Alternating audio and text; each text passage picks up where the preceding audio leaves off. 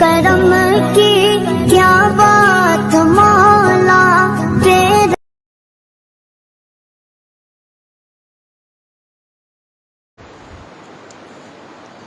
السلام علیکم ورحمۃ اللہ وبرکاتہ۔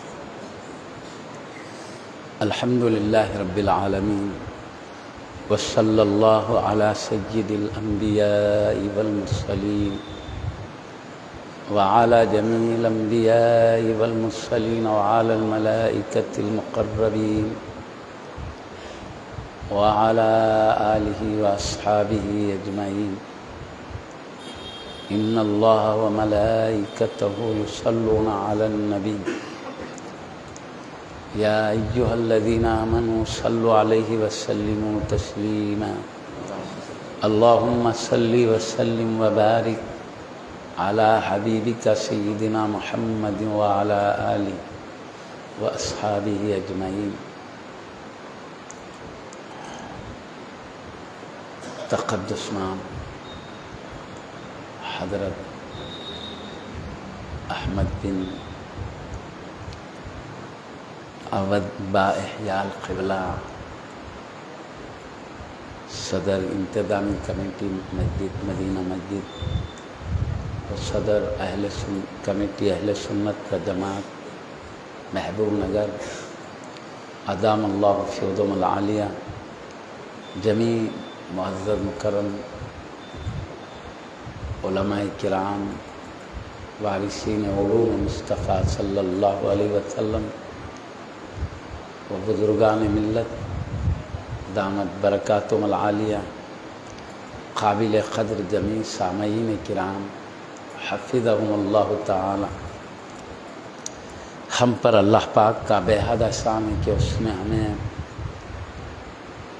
اپنے محبوب نبی حضرت سیدنا محمد رسول اللہ صلی اللہ علیہ وسلم کے انتہائی عظیم المرتبت اور پیارے نواسے حضرت امام عالی مقام سیدنا امام حسین رضی اللہ تعالیٰ عنہ کے ذکر شریف کی مبارک محفل میں حاضر ہونے کا شرف عطا فرمایا ہے۔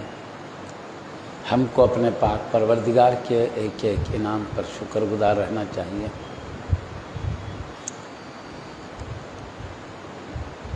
میں اپنے بزرگوں کے حکم کی بجاوری کے لیے اور سعادت مندی کے حصول کے لیے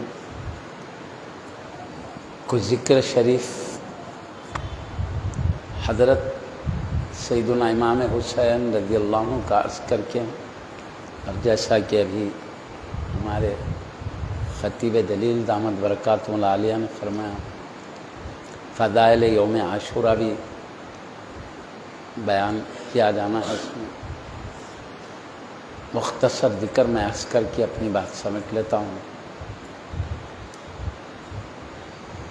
یوم عاشوراء یعنی 10 محرم الحرام کا دن، یہ بہت پہلے سے ہی قابل اکرام مہینہ ہے۔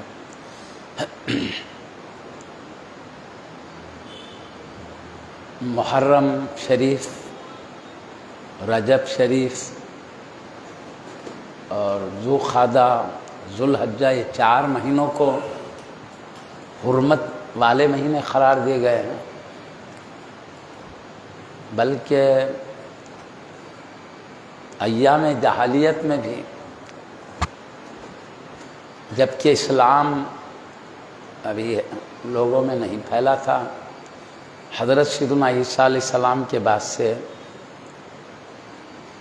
آپ کے آسمان پر اٹھا لیے جانے کے بعد سے، پیارے نبی صلی اللہ علیہ وسلم کے اعلان نبوت فرمانے کے بیچ میں جو زمانہ ہے جہاں پر کوئی نبی بھی نہیں ہے رہنمائی کے لیے، وہ تو آسمان پہ اٹھا لیے گیا سیدنا عیسیٰ علیہ السلام۔ کوئی کتاب بھی نہیں ہے، حضرت عیسیٰ علیہ السلام کی کتاب تھی، قوموں نے رد و بدل کر دیا، تو اس زمانے کو دور جاہلیت کہتے، علم نہیں ہے لوگ، تو دور جاہلیت میں بھی ان مہینوں کی عزت و حرمت کی جاتی تھی، ان میں جنگ سے رکے رہتے تھے لوگ، لڑائیاں ہوتے ہیں آپس میں، قوموں کی لڑائیاں ہوتے تھے، تو لوگ ان مہینوں کا اکرام کر کے، تعظیم کر کے، لڑائیوں سے بچ کے رہتے تھے۔ حرمت والے مہینے کو کہا گیا ہے۔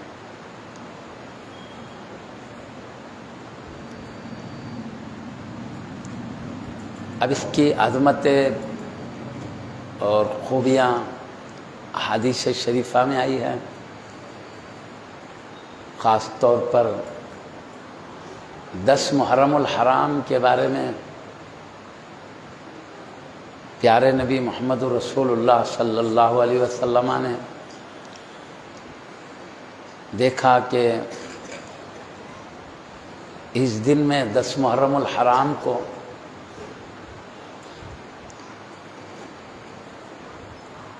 لوگ روزہ رکھتے ہیں، دور جاہلیت میں بھی رکھتے تھے، روزہ رکھتے ہیں، اور خصوصاً جب پیارے نبی صلی اللہ علیہ وسلم مکہ شریف سے ہجرت کر کے مدینہ شریف تشریف لے گئے تو دیکھا کہ وہاں پر مدینہ کے یہودی لوگ روزے سے ہے، تو وجہ اپنے دریافت کی کیوں روزے سے ہے تم؟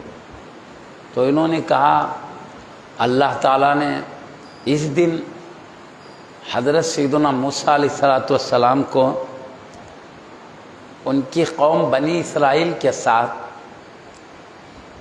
دریا سے نجات عطا فرمایا، جبکہ فرعون ان پر حملہ کرنے کے لیے پیچھے سے آ رہا تھا، سامنے دریائے نیل تھا۔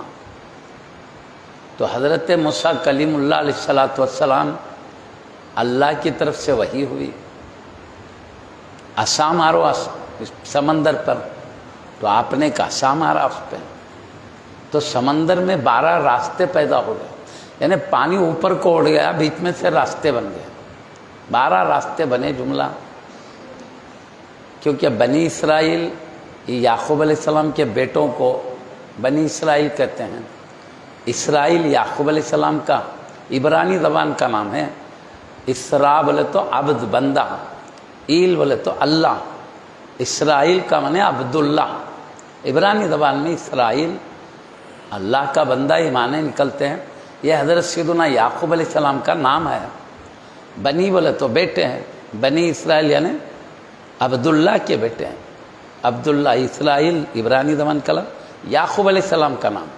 اب کیا مطلب ہے؟ یعقوب علیہ السلام کے بیٹے بنی اسرائیل سے مراد، کیونکہ ہم جانتے ہیں سیدنا یوسف علیہ السلام ایک بیٹے ہیں اور ان کے 11 بھائی، یوسف علیہ السلام کے 11 بھائی، جملہ 12 بیٹے ہو گئے یعقوب علیہ السلام کے۔ تو یہ 12 بیٹے اور ان کی پوری اولاد کو بنی اسرائیل کہتے ہیں۔ تو سیدنا موسیٰ کلیم اللہ علیہ السلام، فرعون بنی اسرائیل پر بہت ظلم کر رہا تھا، مختلف تکالیف دے رہا تھا، اس کے ظلم سے بچانے کے لیے حضرت سیدنا موسیٰ کلیم اللہ علیہ السلام راتوں رات اللہ کے حکم سے بنی اسرائیل کو ساتھ لے کر مصر سے جا رہے تھے، راتوں رات نکل گئے۔ دن میں پتہ چلا کہ یہاں کوئی بنی اسرائیل کا فرد نہیں ہے، تو فرعون اپنے فوج کے ساتھ حضرت موسیٰ علیہ السلام اور بنی اسرائیل کی تعاقب میں نکلا، پیچھے پڑا تاکہ انہیں گرفتار کرے، سزائیں دے، جو بھی کرنا ہے، پوری فوج کے ساتھ نکلا۔ تو آپ راتوں میں نکل چکے تھے، دریا کے قریب پہنچ گئے، ادھر دیکھے تو پیچھے فوج آ رہی ہے فرعون کی، تو ادھر سامنے دریا ہے، پیچھے دشمن ہے فوج کے ساتھ۔ تو اللہ نے دل میں بات ڈالا نبی کے موسیٰ علیہ السلام کے، تو آپ نے لکڑی لے کے سمندر کو مارا، تو اللہ کے حکم سے سمندر میں 12 راستے ہو گئے، پانی اٹھ گیا اوپر کی جانب، ادھر اٹھ گیا، ادھر تھوڑا اٹھ گیا، ادھر 12 راستے بن گئے، پانی بلندیوں پہ چلے گا، زمین میں راستے نکل گئے۔ تو اس میں 12 قبیلے تھے، ہر قبیلے والے ایک ایک راستے سے چلنے لگے، موسیٰ علیہ السلام درمیان سے گزر رہے، قبیلے والے اپنے اپنے راستوں سے، بلکہ تفسیر میں لکھا ہے پانی بہت موٹی دیوار کی طرح ہو گیا تھا، ایک دوسرے کا پتہ نہیں چل رہا تھا، ایک قبیلے دوسرے قبیلے کو نہیں دیکھ سکتے تھے، صرف اپنے اپنے قبیلے والوں کو جانتے تھے۔ تو انہوں نے چاہا کہ دیکھیں سلامت چل رہے نہیں، تو موسیٰ علیہ السلام نے ان کے لیے دعا کی، تو اللہ تعالیٰ نے پانی کے اندر روشن دانیوں کی طرح کھول دیا راستہ بیچوں میں، تو ایک دوسرے کو دیکھتے ہوئے گزرنے لگے ہیں۔ یہ اللہ نے کرم فرمایا۔ اس کے بعد یہ پورا گزر رہے تھے، کنارے کے قریب جا رہے تھے، اتنے میں فرعون پیچھے سے آیا، بالکل یہ اپنے کنارے پہ پہنچ گیا، دیکھا راستے بنے ہوئے ہیں، پانی کے اندر راستے بنے ہوئے ہیں، اور موسیٰ کلیم اللہ علیہ السلام بنی اسرائیل کی قوم کو لے کے آگے بڑھ گئے ہیں۔ یہ دیکھا اب ان کو کیا کرنا چاہیے، یہیں سے غور کرنے لگا، سمندر میں جو راستے بنے اس تک دوڑتے ہوئے ان کو پکڑ لینا چاہیے کیا، یا نہیں ہم جائیں تو کچھ پانی مل تو نہیں جائے گا، جانا نہیں جانا اسی پریشانی میں تھے۔ فرعون کے گھوڑے نے دوڑنا شروع کر دیا، تو اس کے پیچھے پوری فوج بھی دوڑنے لگی، تو چلے گئے وہ ان راستوں پر، پوری فوج کے ساتھ فرعون جا رہا ہے۔ تو یہ جب تک بیچ میں پہنچی تھی فوج، اس وقت تک سیدنا موسیٰ کلیم اللہ علیہ السلام اپنی قوم بنی اسرائیل کے ساتھ اس کنارے کے پار ہو گئے، وہ کنارے کے ادھر پار ہو گئے، فرعون اپنے لشکر کے ساتھ بیچ میں آ گیا۔ تو اللہ کا حکم ہوا، پانی کو حکم ہوا جیسے پہلے تھا ویسے ہی ہو جائے۔ تو اب یہ پانی موجیں مارتا ہوا ان راستوں میں جمع ہونا شروع ہوا۔ جب یہ دیکھا موجیں مارتے ہوئے پانی مل رہا ہے، تو فرعون اور اس کی فوج اب پانی میں غوطے کھانے لگے۔ ایسے ٹائم پر فرعون عرض کرتا ہے اللہ سے، آمنت برب ہارون و موسیٰ، میں ہارون و موسیٰ علیہ السلام کے رب پر ایمان لاتا ہوں بلا۔ تو اللہ نے کہا الآن وقد عصیت من قبل، اب ایمان لاتا، اس سے پہلے نافرمانی کر کے، مطلب یہ عذاب دیکھنے کے بعد ایمان لاتا ہے، جبکہ موت کے قریب عالم بالا کھل جاتا ہے، پورا منظر نظر آنے لگتا ہے اس کے بعد کا، جو دنیا کے بعد کا۔ تو ایمان کہتے ہیں بے دیکھے نبی پہ بھروسہ کر کے ماننا، موت کے وقت وہ عالم کھل جاتا ہے، تو اب وہ ایمان قبول نہیں جو دیکھ کر ایمان لایا جائے آخرت کو۔ اللہ نے کہا اب ایمان لاتا، اس سے پہلے نافرمانی کیا، میرے پیارے نبی موسیٰ کلیم اللہ علیہ السلام کی بات نہیں سنا، مطلب اس کے ایمان کو رد کر دیا گیا۔ کسی بھی کافر کے ایمان کو سکرات کے وقت میں ایمان لائے تو قبول نہیں کیا جاتا، البتہ امت کے گناہگار سکرات کے وقت بھی توبہ کریں تو ان کی توبہ قبول کی جاتی ہے، مگر ایمان قبول نہیں کیا جاتا۔ معاملہ یہ ہے، رد ہو گیا۔ لیکن اللہ نے کہا قوم کی نشانی کے لیے، تاکہ قیامت تک کے لوگوں کے لیے، لوگوں میں نشانی رہے اللہ کی قدرت کی، اللہ نے وعدہ کیا کہ اس کے بدن کو ہم باقی رکھیں گے قیامت تک کے۔ فرعون کے زمانے کا ہے حضرت موسیٰ کلیم اللہ علیہ السلام کی، ہزاروں سال پہلے کا ہے وہ، آج تک بھی مصر کے میوزیم میں اس کی نعش موجود ہے۔ اللہ نے کہا تیرے بدن کو ہم باقی رکھیں گے، اللہ کی قدرت ہے، پوری دنیا کے بڑے بڑے سائنسدان حیران ہیں وہ نعش کو دیکھ کر، لیکن کم سے کم اب تو قرآن پڑھ کے دیکھتے تو ایمان نصیب ہو جاتا۔ قرآن میں ہم باقی رکھیں گے، اللہ کی قدرت ہے، چاہے تو اتنے سالوں کے بعد بھی جسم کو باقی رکھے، ابھی تک نعش پڑی ہوئی ہے، لوگ دیکھتے، عبرت ہے۔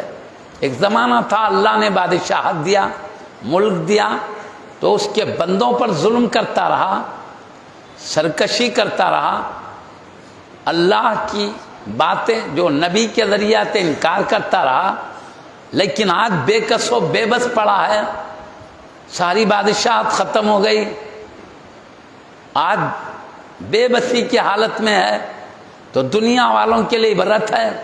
اللہ طاقت و قوت دیتا ہے، بادشاہ تو حکومت دیتا ہے تو اس پر رب کے شکر گزار رہنا چاہیے، نہ کہ اس کے بندوں پر ظلم کرنا چاہیے۔ ظلم کرے تو یہی انجام ہوگا، آج کوئی پرسان حال نہیں ہوگا، جب اللہ تعالیٰ روح کھینچ لے گا تب۔ عبرت کے لیے اس کو باقی رکھا۔ تو اب وہ بنی اسرائیل جو یہودی لوگ ہیں اس 10 محرم الحرام کو روزہ رکھتے، تو پیارے نبی صلی اللہ علیہ وسلم نے فرمایا کیوں روزہ رکھتے ہو اس دن میں 10 محرم الحرام کو؟ تو انہوں نے کہا اسی دن اللہ تعالیٰ نے سیدنا موسیٰ کلیم اللہ علیہ السلام کو فرعون کے شر سے بچایا، ماں بنی اسرائیل کے۔ تو اللہ کے اس انعام کے شکر گزاری میں ہم روزہ رکھتے ہیں۔ تو اللہ کے حبیب صلی اللہ علیہ وسلم نے فرمایا حضرت موسیٰ کلیم اللہ علیہ السلام پر جو اللہ کا انعام ہوا اس کی شکر گزاری کے طور پر روزہ رکھنے کے تم سے زیادہ ہم حقدار ہیں۔ ہم کو حق ہے کہ ہم رب کے اس انعام پر شکر گزاری کریں۔ تو حبیب صلی اللہ علیہ وسلم اس 10 محرم الحرام کو روزہ رکھا کرتے تھے، اور صحابہ کو بھی حکم تھا کہ روزہ رکھیں۔ تو یہ 10 محرم الحرام پرانے زمانے سے ہی اس کا اکرام کیا جاتا ہے، کیونکہ اللہ کا خاص انعام ہوا۔ بلکہ علماء کرام نے بتایا 10 محرم الحرام ایک ایسا شان والا دن ہے، ایک نبی نہیں کئی انبیاء پر اس دن میں کرم فضل ہوا ہے، اللہ کا انعامات ہوئے ہیں۔ اب اس میں تفصیل میں جانا نہیں، ٹائم بہت ہو جائے گا۔ بلکہ قیامت بھی قائم ہوگی تو 10 محرم الحرام ہی کو قائم ہوگی۔ اللہ کے حبیب صلی اللہ علیہ وسلم نے سوائے سن کے کون سے سن میں قیامت آئے گی وہ نہیں بتایا، باقی سب کچھ قیامت کے بارے میں بتا دیا، مہینہ بتا دیا، دن بتا دیا، تاریخ بتا دیے، وقت سب بتا دیا حبیب صلی اللہ علیہ وسلم۔ مہینہ ہوگا محرم الحرام شریف کا، قیامت جس مہینے میں آئے گی، تاریخ ہوگی 10، یہ 10 محرم الحرام جو کل کا دن ہے۔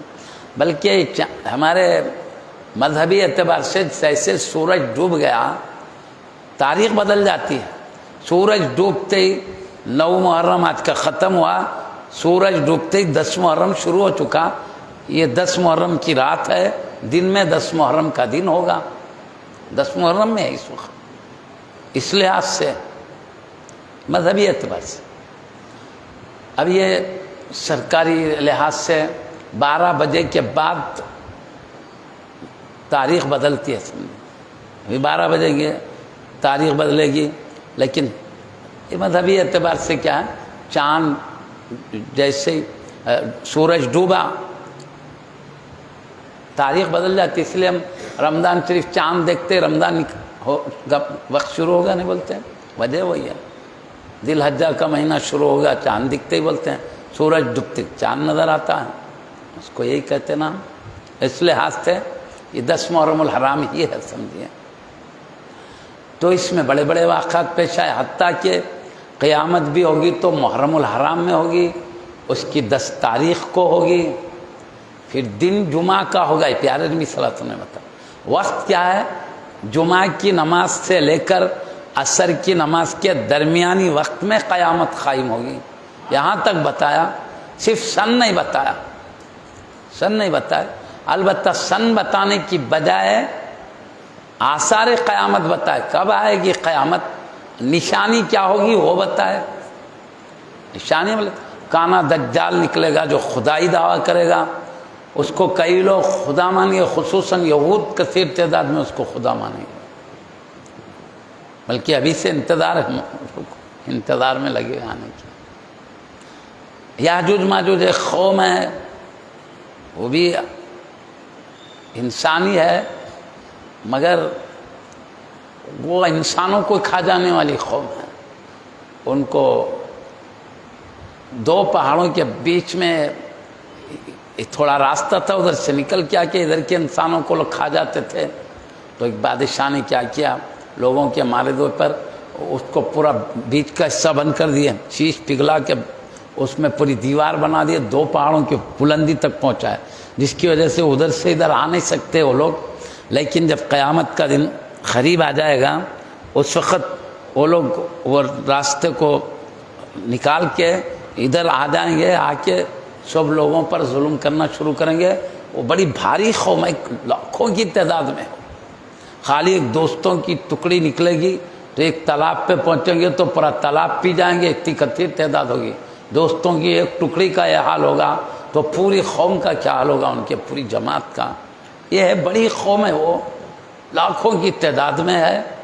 تو وہ نکلیں گے، بولے کہانا دجال آئیں گا، بولے خدائی دعویٰ کریں گا، ایک دن میں پوری دنیا کا چکر لگا سکے گا، اللہ قدرت دے گا اس کو، یہ شان دے گا۔ جو اس کو خدا مانیں گے ان کی زمین پر نظر ڈالے گا تو اناج اگ جائے گا، اور ان کے جانوروں پہ نظر ڈالے گا تو وہ موٹے تازے ہوں گے، ان کو دودھ پیدا ہو جائے گا۔ اور جو اس کو نہیں مانیں گے ان کی کھیتیوں پہ نظر ڈالا تو سوکھ جائیں گی کھیتیاں، ان کے جانور سوکھ جائیں گے۔ بہرحال اللہ دے گا اختیار، کیوں؟ اپنے بندوں کی آزمائش کے لیے۔ کیا یہ سب کرتوب دیکھ کر اس کو خدا مانو گے، یا میں اپنے نبی کے ذریعے کا میرے علاوہ کوئی خدا نہیں میری بات مانو گے؟ تو اختیارات کیا ہے؟ بندوں کی آزمائش کے لیے ہے، اس کی عزت کے لیے نہیں ہے۔ اختیارات بندوں کی آزمائش کے لیے ہے۔ جو اولیاء انبیاء کو کرامت معجزات دیے جاتے ہیں یہ ان کی عظمت کے اظہار کے لیے، دونوں میں فرق ہے۔ اور جب اللہ اپنے دشمنوں کو یہ طاقت دے سکتا ہے، اپنے دوستوں کو تو بدرجہ اولا دے سکتا، وہ تعجب کی بات ہے نہیں۔ اس لیے خیر بہرحال نشانیاں بتائے ہیں پیارے نبی صلی اللہ علیہ وسلم، کئی نشانیاں تو ظاہر ہو گئے۔ قیامت کے قریب ننگے پیر چلنے والے لوگ بڑی بڑی عمارتیں بنانے پر فخر کریں گے، اس سے بڑھ کے اون، اس سے بڑی اون عمارت۔ یہ قیامت کے قریب ہوگا۔ قیامت اس وقت تک نہیں آئے گی جب تک کہ عورتیں حکومت نہ کریں گی، تو کئی جگہ عورتوں کی حکمرانی چل رہی ہے۔ یہ علامات پیارے نبی بتائے، کسی زمانے میں نہیں ہوتا تھا، تو کثرت سے لوگ، اور بولے بچیاں زیادہ پیدا ہوں گے، بچے کم پر، نشانیاں بتا رہا ہوں، سنتوں نے بتائے، نشانیاں بتائے۔ بچوں کی تعداد پیدائش میں زیادہ ہوگی، بچوں کی یہ بھی نشانیوں میں ہے۔ اب نافرمانی تو بتا دیے، یہود کتنی نافرمانی کرتے تھے، میری امت بھی قیامت کے قریب اتنی نافرمانی کرے گی جیسے ایک جوتا دوسرے جوتے کے برابر ہوتا ہے۔ میری امت کی برائیاں یہود کے برائیوں کی اتنی برابر ہو جائیں گی۔ اور آخری زمانے میں فتنے ایسے ہوں گے، صبح آدمی مومن ہوگا رات میں کافر ہو جائے گا، رات میں مومن ہوگا صبح کافر ہو جائے گا، بولے۔ اور اتنی مصیبتیں ان پر آئیں گی، دین پر قائم رہنا آگ کے شعلوں کو ہاتھ میں پکڑنے کی برابر مشکل ہوگا۔ تو سمجھو قیامت قریب آ رہی ہے۔ تمام بتائے پیار، سنتوں نے بتایا مگر علامات بتائے، یہ علامتیں گزرنے کے بعد قیامت آئے گی۔ اور پھر بتائے کہ امام مہدی رضی اللہ عنہ پیدا ہوں گے زمین پر، مکے میں ظاہر ہوں گے۔ عیسیٰ علیہ السلام آسمان سے اتریں گے، 2 فرشتوں کے کاندھوں پر ہاتھ رکھے ہوئے اتریں گے، وہ لا کے جامع مسجد دمشق کے مشرقی کنارے مینار پر اتاریں گے۔ حضرت امام مہدی رضی اللہ عنہ سیڑھی لگا کر ان کو اتار لیں گے وہاں سے۔ یہ سب نشانیاں ہیں۔ تو ابھی یہ نشانیاں اور باقی ہے، یاجوج ماجوج، کانا دجال، امام مہدی رضی اللہ تعالیٰ عنہ کا تشریف فرما ہونا، عیسیٰ علیہ السلام کا آنا۔ پھر آپ تشریف لائیں گے تو آپ یہاں پر 40 سال رہیں گے، آپ شادی کریں گے، وہ تمام ہے۔ اس کے بعد امام مہدی رضی اللہ عنہ کے یہاں ظہور کے بعد، عیسیٰ علیہ السلام کے تشریف لانے کے بعد ہر طرف اسلام پھیل جائے گا۔ جیسے ظلم سے دنیا بھر گئی تھی، عدل و انصاف سے بھر جائے گی۔ نشانیاں ہیں۔ تو میرے یہ سب کہنے کا مطلب کیا، وقتاً فوقتاً لوگ مہدویت کے دعوے کرنے لگتے ہیں۔ انہیں بولا میں مہدی ہوں، انہوں بولتا میں کہیں آئے اب تک۔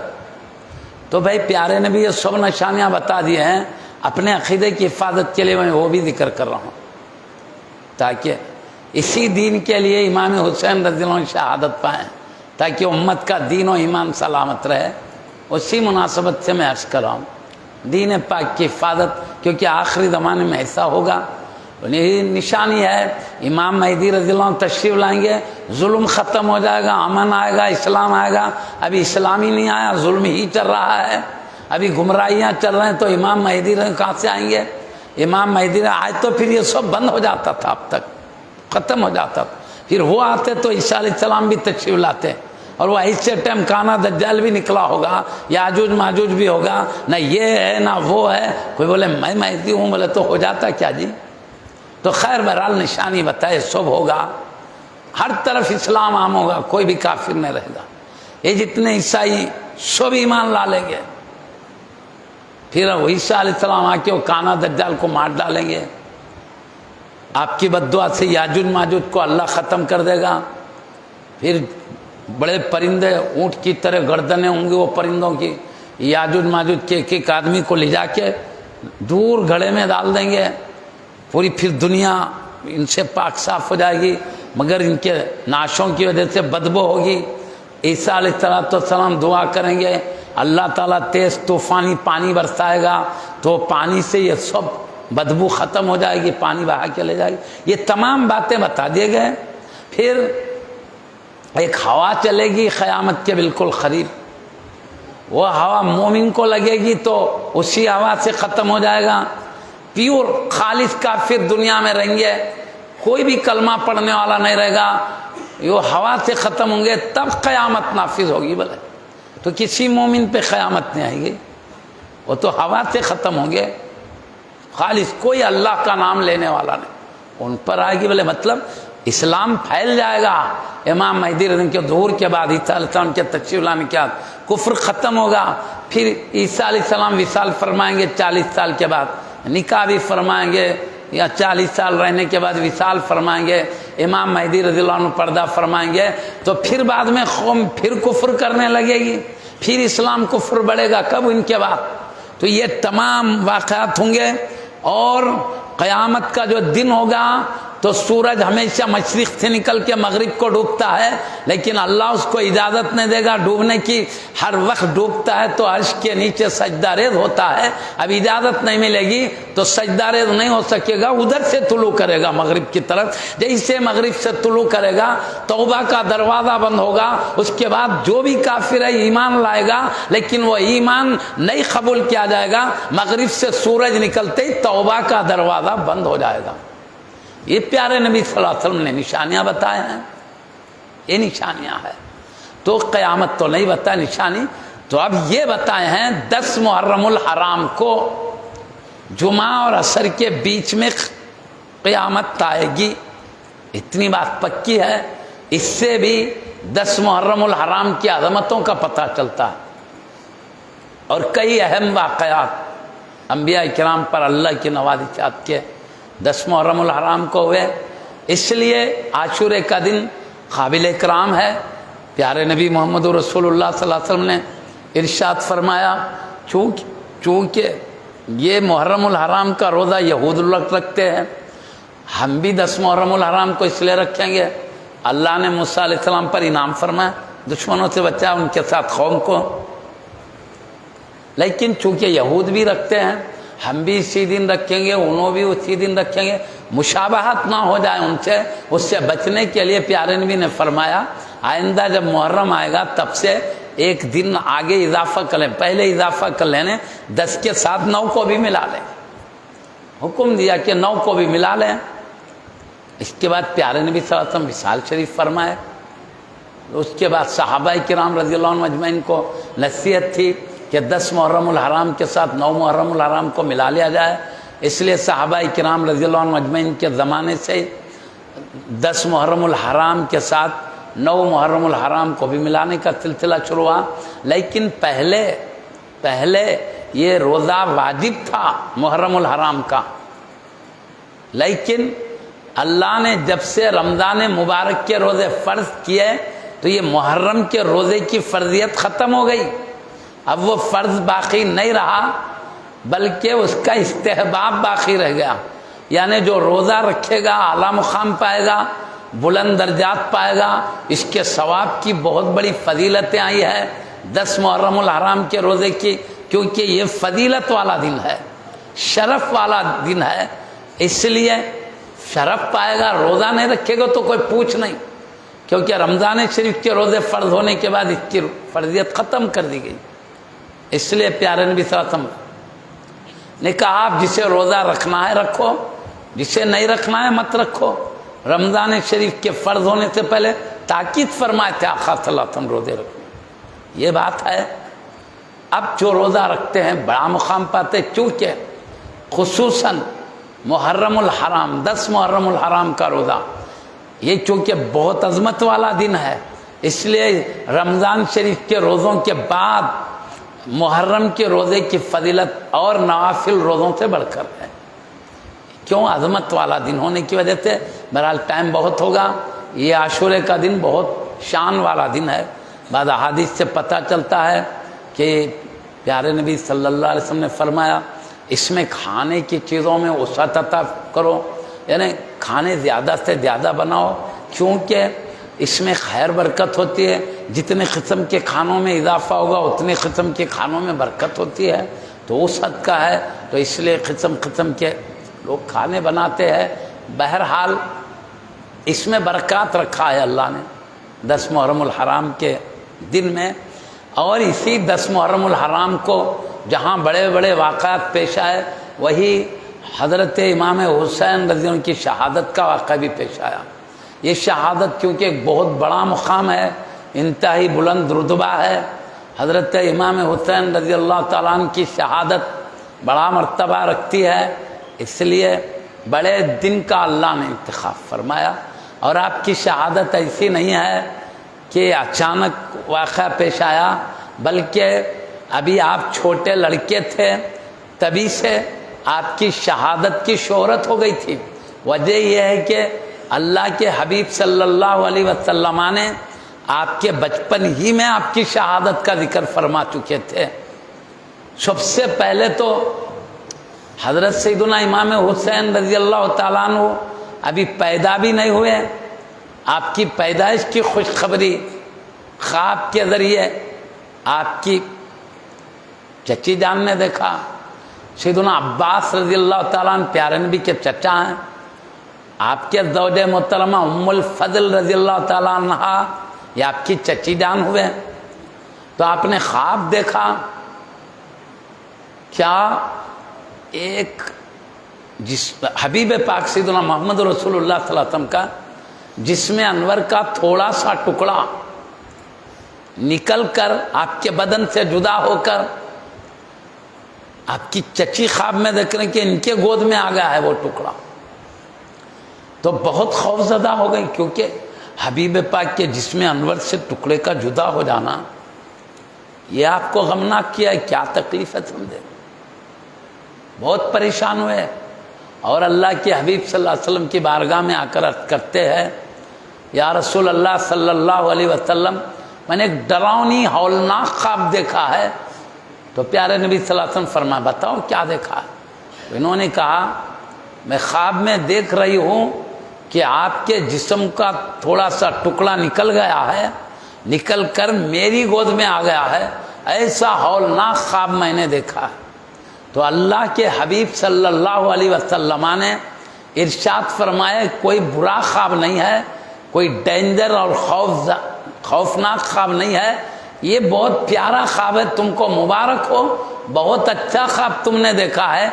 मेरे जिस्म के टुकड़े को तुमने अपने गोद में देखा, उसका मतलब ये है कि मेरी अज़मत और रिफ़त वाली बेटी सैयदा फ़ातिमतुज़ ज़हरा रज़ी अल्लाह ताला अन्हा का जिक्र करते हुए फरमाया मेरी बेटी फ़ातिमतुज़ ज़हरा को एक लड़का पैदा होगा, उनका नाम हुसैन होगा, वो तुम्हारे गोद में आएगा एक दिन। तो मेरे जिस्म के टुकड़े को तुमने गोद में देखा है, मेरे नवासे को तुमने गोद में देखा है। ख्वाब एक बड़ी बशारत उस ख्वाब में नजर आई। हदीस शरीफ में इसका तज़किरा मौजूद है। कभी विलादत हुई नहीं, अल्लाह ताला ने आपकी चची जान को पहले ही विलादत की खुशखबरी सुनाए ख्वाब के जरिए। ताबीर प्यारे नबी मुहम्मदुर रसूलुल्लाह सल्लल्लाहु अलैहि वसल्लम ने अता फरमाया और आपकी विलादत हुई ख्वाब के मुताबिक। चार हिजरी थी आपकी विलादत। جب ہوئی 4 ہجری 5 شعبان کا مہینہ ہے، 5 تاریخ ہے، تو اس طرح حضرت امام حسن رضی اللہ عنہ سے 1 سال کے چھوٹے ہوئے آپ. کیوں امام حسن رضی اللہ عنہ کی ولادت شریف ہوئی ہے 3 ہجری میں، یعنی مکہ سے ہجرت کر کے مدینہ تشریف لائے حبیب صلی اللہ علیہ وسلم، تو ہجرت کر کے 3 سال ہوا تو حضرت سیدنا امام حسن رضی اللہ عنہ کی ولادت ہوئی. 15 رمضان المبارک تھا امام حسن رضی اللہ تعالیٰ عنہ کی ولادت کا، 3 ہجری، اور آپ کی 5 شعبان 4 ہجری، تو 1 سال کا فرق ہے. 1 سال کے چھوٹے شہزادے، وہ 1 سال کے بڑے ہیں امام حسن رضی اللہ عنہ. مگر شان یہ ہے ان کی ولادت اس شان سے ہوئی کہ دونوں شہزادے اللہ کے حبیب صلی اللہ علیہ وسلم کے جسم انور میں بالکل مشابہ تھے. مشابہ یعنی حبیب پاک کا جسم انور اللہ نے جیسے خوبیوں شکل و صورت جیسی بنایا، دونوں نواسوں کی شکل و صورت بھی ایسے ہی بنایا تھا. سر سے پیر تک امام حسن رضی اللہ عنہ بھی اللہ کے حبیب کے مشابہ تھے، سر سے پیر تک. امام حسین رضی اللہ عنہ بھی پیارے نبی کے مشابہ تھے، لیکن زیادہ مشابہت، بہت زیادہ مشابہت، پورا بدن ہی مشابہ تھا لیکن زیادہ مشابہت، بہت زیادہ مشابہت امام حسن رضی اللہ عنہ کو سر مبارک سے لے کر ناف شریف تک حبیب کی بہت زیادہ مشابہت حاصل تھی، اور ناف شریف سے لے کر پیر شریف تک امام حسین رضی اللہ عنہ بہت زیادہ مشابہ تھے حبیب صلی اللہ علیہ وسلم کے. اتنے زیادہ مشابہ، اتنے زیادہ مشابہ، ان کا آدھا حصہ ان کا آدھا حصہ جمع کر دو ذات مصطفیٰ نظر آ جائے، اتنی بڑی مشابہت تھی.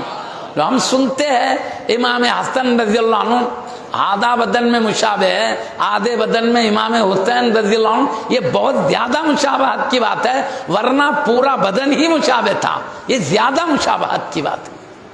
تو اللہ تعالیٰ نے ان شہزادوں کو حبیب پاک کی شکل و صورت بھی عطا فرمایا، ان کی طرح جسم اطہر بھی عطا فرمایا.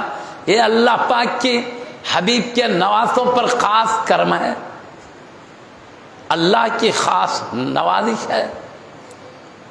اور پھر سیرت بھی دیکھو، ادائیں بھی دیکھو، تو حبیب صلی اللہ علیہ وسلم کے مشابہ تھے. پیارے نبی صلی اللہ علیہ وسلم کی یہ بچپن سے سیرت دیکھتے آئے، آپ کی اداؤں کو دیکھتے آئے. جو بڑوں کی صحبت میں رہتے نا، بڑے جیسا کرتے ہیں بچے بھی ویسے ہی کرتے ہیں. کتنی بات ہے، عام بچوں کا یہ حال ہے. ہم کئی بار کہتے ہیں بھائی چھوٹے بچے ماں کے ساتھ زیادہ رہتے ہیں، ماں نماز پڑھتی ہے تو یہ بھی وہ کھڑی ہے یہ بھی کھڑے ہو جاتے ہیں، وہ جھکتی ہے تو یہ بھی جھک جاتے ہیں، وہ سجدے میں جاتے ہیں تو یہ بھی سجدے میں چلے جاتے ہیں. ہم نے دیکھا، مگر بچوں کو بھی سجدہ صحیح کرنے نہیں آتا تو ہم نے دیکھا اوندے سو جاتے ہیں. وہ دراصل سجدہ ہے ان حضرات کا، بچوں کا. ماں کو جیسا کرتے دیکھتے بچے ویسے کرتے. اس لیے بزرگوں نے، علماء کرام نے فرمایا ماں بچوں کا پہلا درسگاہ ہوتا ہے، ماں کی گود درسگاہ. یعنی ان کی صحبت میں رہ کر بچے تربیت پا سکتے ہیں. ماں اچھی ہے تو بچے بھی اچھے نکلتے ہیں. ماں مصطفیٰ کی نعت پڑھنے والے، بچے بھی نعت پڑھنے والے نکلتے ہیں. وہ گانے والی نکلی تو یہ بھی گانے والے نکلتے ہیں. جیسی ماں ہوگی ویسے. جتنے اولیاء اللہ ہم دیکھے ہیں سیرت طیبہ، اکثر اولیاء اللہ کے والدین اولیاء اللہ تھے، ان کی صحبت سے یہ ولی بن گئے. اکثر اولیاء اللہ یہی ہے، صحبت کی برکت ہے. تو امام حسن امام حسین رضی اللہ عنہ کو نبیوں کے سلطان کی صحبت مل گئی تھی، ان کے گودوں میں کھیلا کرتے تھے. یہ بعض شہزادے تقریباً پیارے نبی صلی اللہ علیہ وسلم کا جب وصال شریف ہوا، امام حسن رضی اللہ عنہ کی عمر شریف 9 سال کی تھی. تو اس وقت 1 سال کے چھوٹے امام حسین رضی اللہ عنہ، تو اس طرح آپ کی عمر 8 سال کی ہوگی. تو 9 سال امام حسن رضی اللہ عنہ کے ہے. 8 سال امام حسین رضی اللہ عنہ کے، تو اتنی بچپنا اتنا عمر تک حبیب پاک کی صحبت میں گزرا۔ پھر سیدہ فاطمہ الزہرا رضی اللہ عنہ حبیب پاک کے 6 مہینے کے بعد آپ وصال فرما گئے۔ تو اتنے وقت تک تو امی جان کی بھی صحبت نصیب ہوئی، وہ بھی دیکھو تو اپنے ابا جان کی ہو بہو صورت میں، شکل میں، اداؤں میں ہو بہو مصطفیٰ تھی، سمجھو آپ رضی اللہ تعالیٰ عنہ۔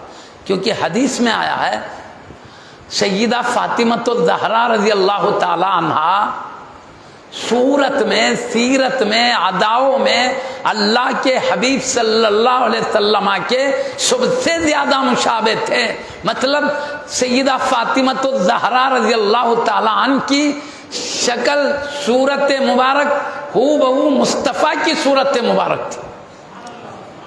اگر کسی عورت نے حبیب پاک کے چہرے مبارک کو نہیں دیکھا ہے، تابعیات ہے، انہوں نے پیارے نبی کے چہرے مبارک کو نہیں دیکھا، تابعیات جو صحابیات کے دیکھنے والے، وہ اگر حضرت سیدہ فاطمہ الزہرا رضی اللہ عنہ کو دیکھ لیتے تو پیارے نبی کی کیا شکل و صورت ہے وہ دیکھ کر سمجھ لے سکتے تھے۔ ان کو دیکھنا گویا مصطفیٰ کے شکل کو دیکھنا تھا، اتنا مشابہ تھے سیدہ فاطمہ الزہرا رضی اللہ عنہ۔ اس لیے کہ حدیث شریف میں آیا ہے لڑکے اکثر یا تو والد کی شکل پر پیدا ہوتے ہیں یا والدہ کے شکل پر پیدا ہوتے ہیں۔ سیدہ فاطمہ الزہرا رضی اللہ عنہ اپنے ابا جان محمد رسول اللہ صلی اللہ علیہ وسلم کی شکل پر پیدا ہوئے، اور حسنین کریمین اپنی ماں کی شکل پر پیدا ہوئے، تو ان کی امی جان کی شکل مصطفیٰ کی شکل تھی، ان میں بھی مصطفیٰ کی شکل آ گئی۔ تو اللہ تعالیٰ اس طرح حسنین کریمین کو حبیب پاک کی مشابہت، شکل و صورت، حسن و جمال وہ عطا فرمایا تھا جو اللہ نے اپنے حبیب کو دیا، اسی کی جھلک نظر آتی تھی۔ علی اکبر رضی اللہ عنہ، سیدنا علی اکبر رضی اللہ عنہ بھی حبیب پاک کے شکل کے بالکل مشابہ آپ کی شکل مبارک تھی۔ کربلا کے میدان میں یزیدیوں نے بھی دیکھا تو آپ کی شکل مبارک کو دیکھ کر مصطفیٰ ان کو بھی یاد آئے تو رونے لگے، یہ لکھا ہوا ہے، لڑ رہے ہیں ادھر، شہید کرنے کے لیے تیار ہے، مگر چہرے مبارک کو دیکھ کر ان میں کہ کئی یزیدی والے یہ تو پیارے نبی کی شکل کی طرح ہے۔ کیوں؟ امام حسین رضی اللہ عنہ کی شکل مصطفیٰ کی شکل کی طرح تھی، ان کے بیٹے میں بھی مصطفیٰ کی شکل آ گئی، ابا جان کی شکل کے ذریعے۔ اس طرح اللہ تعالیٰ نے سیدہ فاطمہ الزہرا رضی اللہ عنہ کو حبیب پاک کی سیرت عطا فرما، جیسے آقا کی سیرت تھی ویسے۔ تو میرے کہنے کا مقصد یہ ہے حبیب پاک کی سیرت جیسی تھی، وہ سیرت حسنین کریمین اپنی امی جان کو دیکھا کرتے تھے، سیرت ان کی وجہ سے بھی انہیں تربیت حاصل تھی، ادائیں بھی مصطفیٰ کی اداؤں کی طرح تھے، اس لیے امی جان کی اداؤں کو دیکھتے تو ان کی ادائیں بھی ویسی تھی۔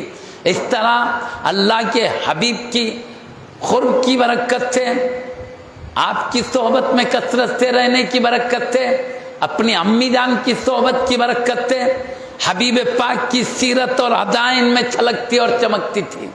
اور حضرت سیدنا علی مرتضیٰ حیدر کرار رضی اللہ تعالیٰ عنہ آپ کے والد ماجد ہیں، آپ کی زندگی بھی حبیب پاک کی سیرت و اداؤں کا عملی نمونہ تھا۔ ابا جان بھی دیکھو تو مصطفیٰ کی سیرت و اداؤں کا نمونہ ہے، امی جان بھی سیرت و اداؤں کا نمونہ ہے۔ آپ کو حبیب پاک کی بھی صحبت ملی تو اپنے ابا امی میں حبیب پاک کی سیرت و اداؤں بھی ان کے ذریعے بھی یہ صحبت ملی۔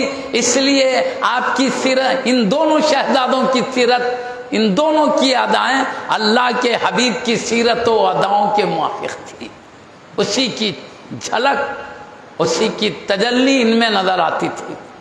اللہ تعالیٰ نے ایسے پاکیزہ ہستیاں انہیں عطا فرما دیے، وہ لاجواب گھرانہ عطا فرما دیا۔ ہم اس گھرانے کے بارے میں کبھی آپ سے عرض کرتے ہیں، یہ گھرانہ سب گھرانوں میں اعلیٰ گھرانہ، سب سے بلند رتبہ گھرانہ ہے، اور چونکہ یہ شہزادے نبی کے نواسے ہیں، اور کسی بھی انسان کی فطرت ہے جو جس سے محبت کرتا ہے ان سے تعلق رکھنے والوں سے بھی محبت ہو جاتی ہے اس کو، فطری طور پر یہ اللہ نے انسانی مزاج میں رکھا ہے۔ آپ سے عرض کرو، کسی کا بھی ایک دوست ہے، ایک دشمن ہے، اب جا رہے ہیں، ایک دوست کا لڑکا مل گیا تو کیا کرتے؟ محبت سے دیکھتے ہیں، ہو سکے تو گود میں اٹھا لیتے ہیں، اس کی پیشانی چومتے، محبت کا طریقہ کرتے ہیں، ہو سکے تو دکان میں لے جا کے چاکلیٹ وغیرہ دلاتے ہیں، یہ اکثر دیکھنے میں آتا ہے۔ دوست کا لڑکا مل گیا تو کرتے ہیں، دشمن کا لڑکا ملا دیکھتے ہیں مگر خاموش چلے جاتے ہیں، بولے ارے میاں ابھی ایک لڑکا ایسا تھا، اس کو گود میں لیا، اس کے ساتھ پیار کیا، چاہا، یہ لڑکا بھی اسی قسم کا ہے، تم نے اس کے ساتھ کیوں نہیں کیا؟ تو بولیے ارے وہ میرے دوست کا لڑکا تھا اس لیے ایسا کیا میں نے۔ دوست سے محبت ہے تو دوست کا بیٹا اس لیے بھی محبت ہے۔ آدمی کی فطرت ہے، جس کو جس سے محبت ہوتی ہے اس کے تعلق رکھنے والے سے بھی محبت ہوتی ہے، پکی بات ہے۔ دنیاوی مثال سمجھنا ہے تو سمجھیے، آپ دنیاوی مثال سمجھے تو دینی مثال سمجھنے میں سہولت ہوگی۔ حضرت سیدی محدث دکن ولی کامل سیدنا عبداللہ شاہ صاحب قبلہ علیہ رضوان نے اگلے بزرگوں کی حکایت نقل فرمائے۔ پہلے کے بزرگوں نے حکایت بیان کی، وہ کیا حکایت؟ انہوں نے یہ بتانا چاہا جس کو اللہ سے محبت ہوگی تو اللہ کے حبیب سے بھی محبت ہوگی، اللہ کے حبیب سے ہوگی، ان کے آل سے بھی ہوگی، ان کے اصحاب سے بھی ہوگی، ان کے شہر سے بھی ہوگی، بہرحال جس چیز کو نسبت ہو گئی اللہ سے ان سے بھی محبت ہو گئی۔ بہرحال ایک محبت کا قانون بتانے کے لیے بتائے، جس کو بھی اللہ سے محبت ہوتی اس سے تعلقات والے کی بھی محبت ہوگی، وہ سمجھانے کے لیے دنیاوی مثال دیے، دنیاوی مثال دیتے تاکہ یہ اچھی سمجھ میں آ جائے تو پھر اخروی سمجھنے میں سہولت ہو، مثال سمجھنے کے لیے ہوتی ہے۔ تو وہ حکایت کے طور پر نقل فرمائے، کیا ایک شخص تھا مجنون، وہ ایک کتے کے پیشانی کو چوم رہا ہے، کبھی رخسار کو چوم رہا ہے، تو لوگ بولے کیا ہے میاں، کتے کو چومنے کی چیز ہے کیا ہے، ایسا چومتے کتے کو؟ تو بولا تجھے نہیں معلوم تو خاموش رہے۔ کیا کیوں؟ تجھے نہیں معلوم، میں نے ایک مرتبہ اس کی گلی میں دیکھا ہے جس سے میں محبت کرتا ہوں، بولا یعنی جس سے محبت ہو گئی، اس کی گلی میں کتا نظر آیا تو کتے سے بھی محبت ہو گئی۔ کیوں؟ جس کو چاہتا ہے وہ جہاں جس کو چاہتا ہے اس کا جو علاقہ ہے وہ علاقے سے اس لیے محبت ہے کہ یہ جس کو چاہتا ہے اس کا علاقہ ہے، کتے کو اس لیے کہ وہ علاقے میں گزرا ہے، تو یہ محبت کا تقاضا ایسا ہوتا ہے۔ بولے تعلق جس کے چہیتے سے تعلق ہوتا ہے اس سے بھی محبت ہوتی ہے، فطری بات ہے۔ تو یہ دنیاوی مثال ہے، اپن آخرت کو بھی سمجھ سکتے ہیں۔ ہم کو جس سے سچی محبت ہوگی اس کے تعلقات والے سے بھی سچی محبت ہوگی، فطرت ہے، انسانی فطرت ہے۔ اسی لیے اللہ والوں سے جو ہمارے دلوں میں محبت ہے، کیوں ہے؟ اللہ سے محبت ہے، کیونکہ یہ اللہ سے تعلق رکھتے اس لیے ان سے محبت ہو گئی ہے نا۔ تو اسی طرح میں کہہ رہا ہوں حبیب کی آل سے جو محبت ہے یہ نبی کی آل ہے۔ ہر مومن نبی سے جو محبت کا تعلق رکھتا ہے، ماں باپ سے بڑھ کر، خاندان سے بڑھ کر، اپنی ہر چیز سے بڑھ کر اپنے نبی سے محبت رکھتا ہے، تو یہ نبی کی اعلیٰ درجے کی محبت کا تقاضا یہ ہے نبی کی آل سے بھی اعلیٰ درجے کی محبت ہو، کیونکہ جس سے زیادہ محبت ہوتی ہے اس کے تعلق رکھنے والے سے بھی ایسی محبت ہو جاتی ہے۔ تو یہ نبی کی آل اولاد جو بھی ہے یہ محبت مومن کے قلب میں فطری محبت ہے. ہم ان کی عظمتوں کو سنتے ہیں, ان کے بڑے بڑے مراتب کو سنتے ہیں, ان اہل بیت کرام کے اونچے اونچے رتبوں کو سنتے ہیں. سننے کے بعد اور عظمت و محبت میں اضافہ ہوتا ہے. لیکن اگر کوئی آیت بھی نہ ہوتی فضائل میں, اللہ بیان کرے بھی تو ان کو عظمت دیا, عظمت والے ہیں, نہیں بھی بیان کیا تو عظمت دے دیا ہے, عظمت والے ہی ہے. اللہ کے حبیب بیان کرے بھی تو عظمت والے ہیں, نہیں بیان کرے بھی تو عظمت والے ہیں. پھر بیان کیا جاتا ہے تاکہ امت کو معلوم ہو جائے مقام کیا ہے اہل بیت کرام کا. اس لیے ورنہ درجے میں کمی نہیں آتی, نہیں ذکر کرنے سے بھی وہی درجہ, ذکر کرو تو بھی وہی درجہ. تو میں کہہ رہا تھا اگر قرآن حدیث میں بھی ان کا ذکر نہ ہوتا تو مومن اپنی فطری پیدائشی جو اللہ نے پیدائشی طور پر نبی سے تعلق کی محبت کا جذبہ رکھا ہے, ہر مومن اہل بیت سے بے پناہ محبت کرتا. یہ محبت فطری ہے, اس کو نصیحت کی بھی ضرورت نہیں پیش آتی, فطرت میں رکھا ہے. یہ میرے نبی کی حال ہے, محبت ہو جاتی. یہ مثالیں ہم کو اپنے پاکیزہ صحابہ کرام رضی اللہ عنہ کی زندگی میں بھی ملتی ہے. انہوں نے کیسے محبت کے حال سے, نبی کے نواسوں سے, نبی کے خاندان والوں سے, ہمارے لیے نمونہ ہے. کیا تھی وہ, نبی سے اعلیٰ درجے کی محبت کا تقاضا تھا, جو نبی کے خاندان سے محبت کرتے تھے. وہ صحابہ کرام جو ہمارے لیے زندگی گزارنے کا ایک نمونہ ہے, وہ پیارے نبی سے جیسی محبت کرتے تھے, ان کی محبت کو دیکھ کر ہم محبت سیکھیں, ان کی تعظیم کو دیکھ کر ہم تعظیم سیکھیں, ان کے غلامانہ انداز کو دیکھ کر ہم غلامانہ انداز سیکھیں. یہ صحابہ کرام ہمارے ایک نمونہ ہے.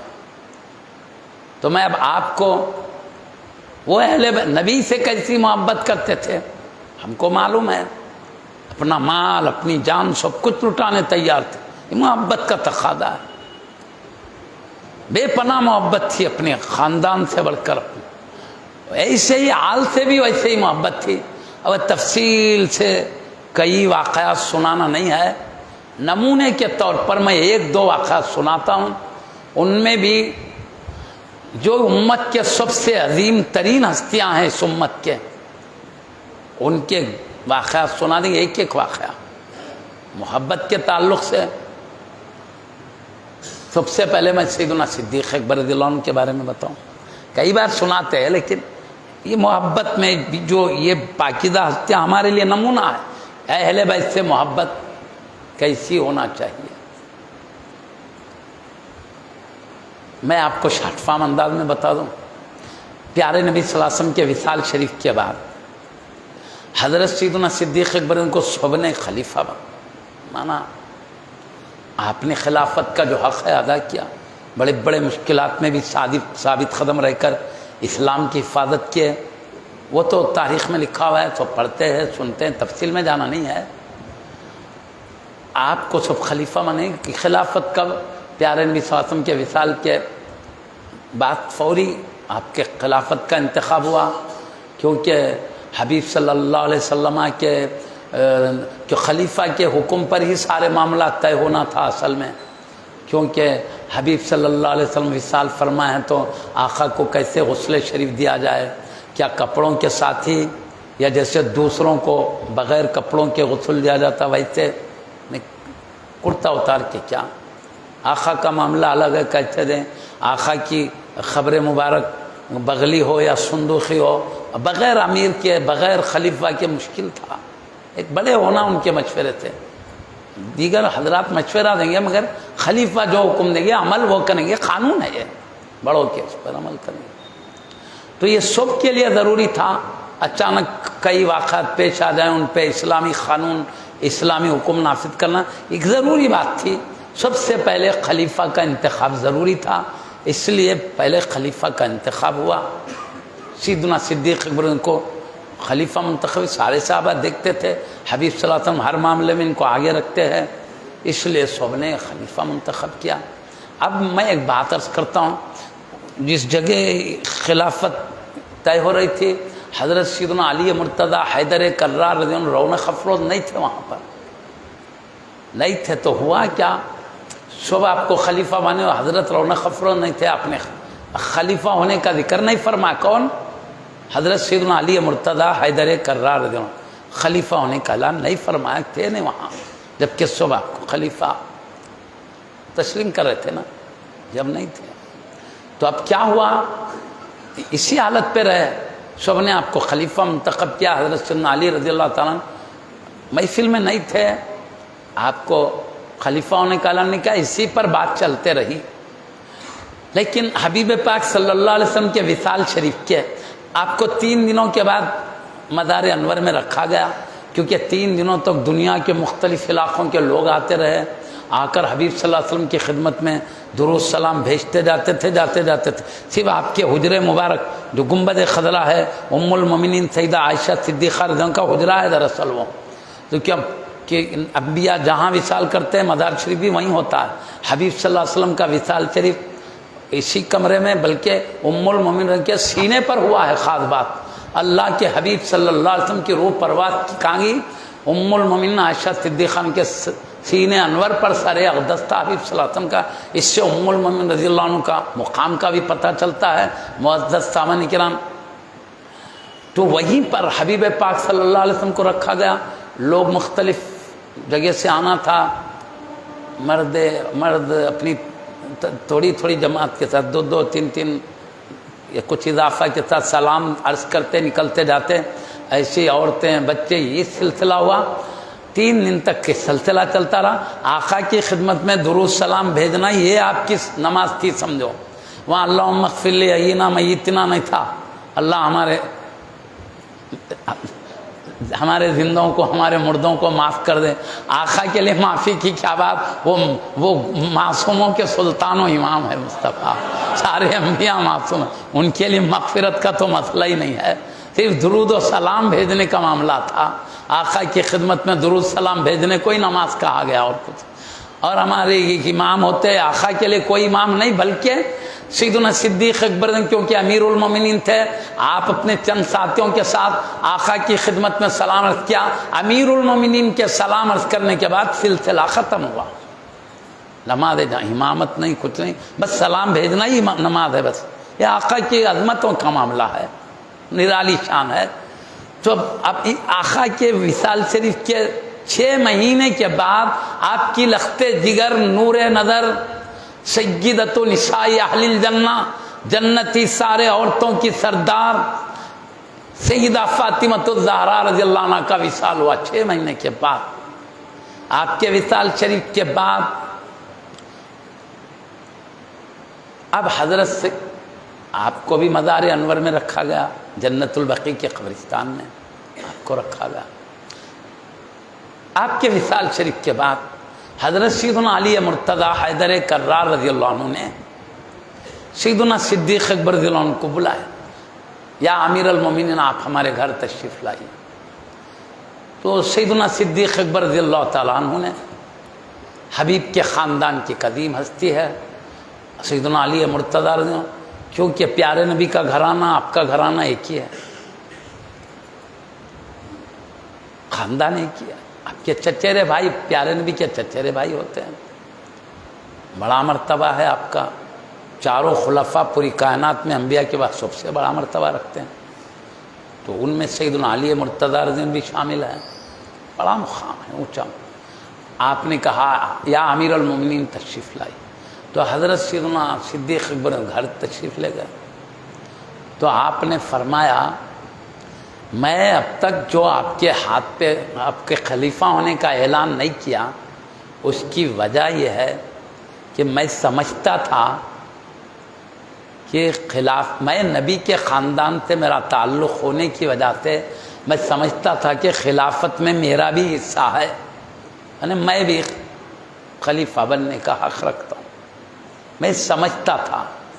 ایک بات، دوسری بات، جب آپ کو خلیفہ مانا جا رہا تھا اس مشورے میں مجھے شریک نہیں کیا گیا، دوسری بات۔ تیسری بات، ہر والدین کے وراثت کو بیٹوں میں تقسیم کیا جاتا ہے، اولاد میں تقسیم کیا جاتا ہے، لیکن اللہ کے حبیب صلی اللہ علیہ وسلم کی دولت کو جو وراثت میں تقسیم ہونا تھا، آپ